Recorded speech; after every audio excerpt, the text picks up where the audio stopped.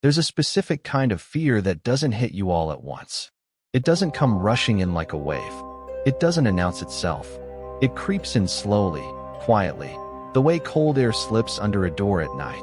You don't notice it at first, but by the time you do, it's already inside the room with you. This is a story about my first year of college, and I want to be clear about something before I start. I am not a dramatic person. I don't scare easily. I've never been the kind of guy who jumps at horror movies or loses sleep over ghost stories. But what happened to me during those first few months of university changed something in me permanently. There's a part of my brain now, a small, quiet part, that never fully relaxed again after this. Not in dorm rooms, not in apartments, not anywhere with a door that someone else could be standing behind. I think about it more than I'd like to admit. And I think once you hear it, you might too. I arrived at Carleton University on a Saturday in late August. My parents helped me carry my stuff up 3 flights of stairs, made sure I had everything I needed, gave me the usual speech about studying hard and staying safe, and then they left. And just like that, I was on my own for the first time in my life. 18 years old, standing in a 10 by 12 dorm room, staring at 2 bare mattresses and a window that looked out over a parking lot. My roommate, Jake, arrived a few hours later. He was from Ohio, easy to talk to, obsessed with basketball, and within 20 minutes we had already figured out we'd get along fine. That part, the roommate part, I got lucky with. I know that now. The part one didn't get lucky with was the guy who lived directly across the hall. His name was Marcus. I met him for the first time on that very first evening. I was heading down to the communal bathroom with my shower caddy when his door opened and he stepped out. We nearly collided in the doorway. I said, "Hey," stuck my hand out, told him my name. He looked at my hand. Not a glance, a full, prolonged look, like he was examining it, like he'd never seen one before.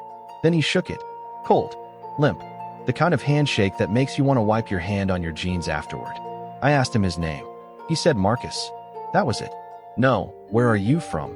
No, what are you studying? No, good to meet you, man. Just Marcus. And then he walked past me toward the stairwell and disappeared.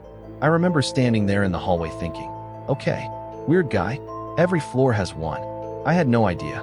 The first week of school was everything first week of college is supposed to be. Orientation events, late nights, new friends, bad dining hall food eaten at midnight. Jake and I fell into an easy routine. I was happy, genuinely, completely happy in that way you only feel when everything in your life is new and full of possibility. Marcus, meanwhile, existed on the periphery of all of it. He never came to floor events, never showed up in the common room. The few times I saw him in the hallway, he was either coming or going, always alone, always moving quickly with his head slightly down. But here's the thing that started bothering me, and I want you to pay attention to this detail, because it matters. Every single time I passed him in the hallway, every single time, he was already looking at me, not glancing up as I walked by, already looking, like he'd been watching the hallway and waiting. I told myself I was being paranoid. I told myself some people are just intense. I told myself a lot of things that first week. It was around day 10 that the first thing happened. I had a habit of leaving my dorm room door cracked open at night, just an inch or two. The rooms were small and got stuffy, and the slight airflow helped. Jake didn't mind. We'd both fall asleep with this tiny gap between the door and the frame, the faint light from the hallway nightlight casting a thin strip of yellow across the floor. One morning I woke up and noticed my desk chair had moved. Now, I know how that sounds. I know. A chair moving is not exactly a horror movie moment. But here's why it bothered me. I am a creature of habit. I always push my chair in when I leave the desk. Always. It's just something I do automatically. And that morning, the chair was pulled out, not just slightly, but completely, and it was angled, facing the bed. I stared at it for a long moment. Then I looked at Jake. He was still asleep, facing the wall. I told myself I must have forgotten. Moved on with my day. The next morning, the same thing. Chair pulled out, angled toward my bed. The morning after that, same thing. But this time there was something else. A hoodie I always hung on my door handle, gone from the handle, folded neatly on my desk chair. I had not folded it. I had not moved it. I know because I'd been looking for it the day before and couldn't find it. And here it was, folded. like someone had handled it carefully and placed it down deliberately. I asked Jake if he'd been moving my stuff. He looked genuinely confused. Why would I touch your hoodie, man? I believed him.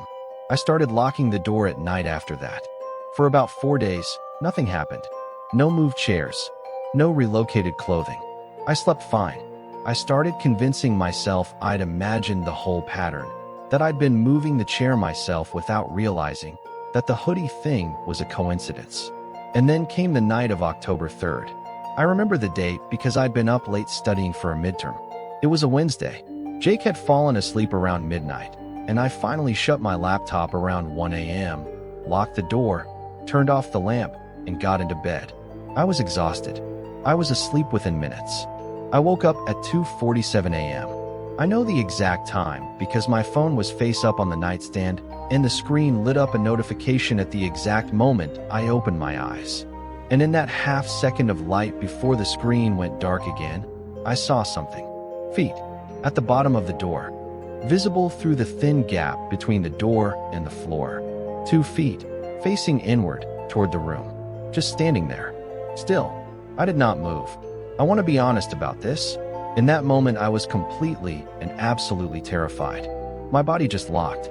I lay there staring at the door in the dark, my heart hammering so hard I could feel it in my throat, and I counted. Those feet stood there for 4 minutes and 20 seconds. I timed it on my phone, hands shaking, screen brightness turned all the way down. Then they slowly turned and walked away. I didn't sleep for the rest of that night. When morning came, I went straight to the RA's room and knocked on his door at 7 in the morning.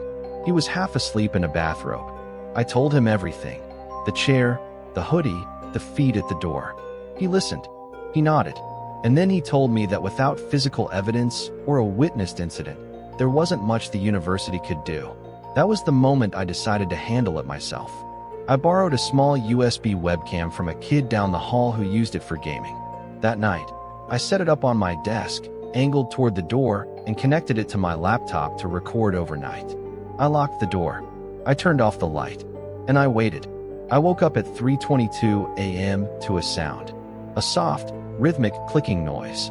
Quiet enough that most people would sleep right through it. But I'd been half waiting for it in my sleep, some part of my brain staying alert. I reached for my phone. I opened the camera and pointed it at the door. The handle was moving. Down slowly, then releasing. Down again, then releasing. Like someone on the other side was pressing the handle down and testing whether the lock would give. Over and over. Patient. Methodical. I called campus security from my bed, whispering, phone pressed against my ear. They said they'd send someone immediately. 3 minutes and 40 seconds later, I counted. There was a knock at my door and a voice identifying themselves as campus security. Only then did I get up and open the door. There were 2 officers in the hallway, and between them, standing with his arms slightly out at his sides and his head down, was Marcus. They brought Marcus down to the campus security office and asked me to come in the following morning to give a statement. I did. I brought the laptop with the overnight recording. On the footage, grainy and dark, but completely clear enough, you could see the door handle moving for a total of few minutes before security arrived. Few minutes. He'd been standing at my door for few minutes. The security officer reviewing the footage didn't say much. He just watched it, rewound it once, and made a note. Then he asked me something that stopped me cold. He said, "Has Marcus ever been inside your room?" I told him about the chair, about the hoodie, about the granola bar that had disappeared off my nightstand one night, something I hadn't even thought to mention before because it had seemed too small. The officer wrote it all down without reacting. Professional, calm, which somehow made it worse. Then he told me something. He said that Marcus had been enrolled at a different university the previous semester. He said he couldn't share details, privacy policy, but that Marcus had left that school under what he called documented circumstances. He said the university would be reviewing Marcus's housing situation. That was all he gave me. I pushed. I asked, was he doing this to someone else? At the other school? The officer looked at me for a moment. Then he said, "I'd encourage you to request a room reassignment today." He didn't answer my question, but I understood. I put in the room reassignment request that same afternoon. By Thursday of that week, I had moved to a different room on a different floor. Jake was understanding. We stayed friends, still are, actually. He never fully believed how serious the situation was, I think. He hadn't been awake for any of it. My new room was on the 4th floor. Different hallway, different view, different neighbors. I remember sitting on my new bed that first evening, looking around at the unfamiliar space, and feeling something I hadn't felt in weeks. Safe. But here's the thing about that kind of fear, the slow creeping kind I described at the beginning. It doesn't leave just because you move rooms. It follows you. It gets into the habits you don't even notice you're forming. How you always check the gap under the door before you sleep now. How you push the chair all the way in every single time. How you wake up at 2 or 3 a.m. for no reason and lie there for a moment, just listening. I heard through the floor grapevine about 2 weeks later that Marcus had been suspended. Some people said expelled. Nobody knew the full story, or if they did, they weren't saying. He was just gone. Door propped open, room empty, gone. I finished out my freshman year without any more incidents. Made good friends. Got decent grades. Did all the things you're supposed to do in college. And on the surface, I was completely fine. But I think about Marcus more than I'd like to. Not because I'm afraid of him specifically. I have no idea where he is now, and I try not to think about it. I think about him because of that look he gave me in the hallway when security walked him away.